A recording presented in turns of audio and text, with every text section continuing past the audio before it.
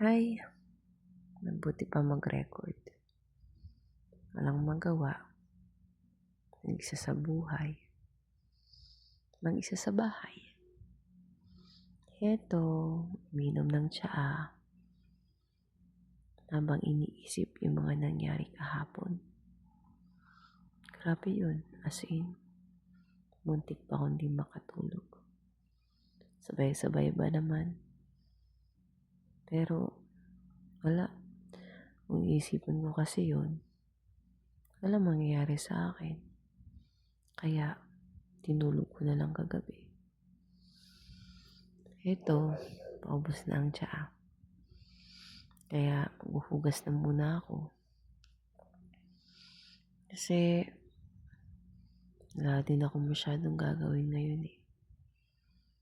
Dahil nga mag-isa lang sa buhay. Ayan. Magsipag-sipagan na muna. Pero wala. Empty ang isip ko dyan eh. Wala akong nag-iisip na solusyon para sa mga problema ko. Pero, wala. Kailangan mabuhay. Kailangan mag-move on. Kailangan pa din maging masipag. Maging tao sa araw-araw. Wala ka naman choice eh. Kaya, sige. Sipagsipagan din kahit papaano. Grabe. Mga nangyayari. Hindi mo maisip na nangyayari pala yung mga bagay-bagay. Kaya, ayan. Ganyan talaga. Pero okay lang naman. Kaya, ayun. So, ngayon, araw, tapos ko maglinis dito, bisitahin ko yung anak ko. Nag-iisang anak ko. Ngayon, umuwi dito sa akin. Dahil nga naman, bakasyon, walang pasok. Kaya, ayan. So, bago ako pumunta doon, syempre, magdadala ako ng pagkain sa kanya. Wala na daw kasing itlog doon kina mama. Doon kasi siya nagbabakasyon. So, ayan. Dala muna ako ng itlog. Kasi marami akong itlog dito sa bahay. Malalaman. Nagluluto. Kaya, yan na muna yung gagawin ko. Ano ba bason kong bibit-bitit?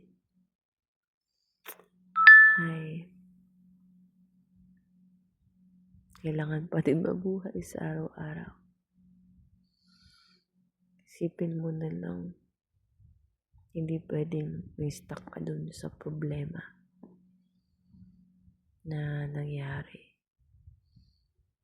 Kailangan mong mag-move forward pa din. Kahit wala kang clear na solusyon. Walang clear na solusyon sa problema. Pero kailangan mong buhayin yung sarili mo. Araw-araw.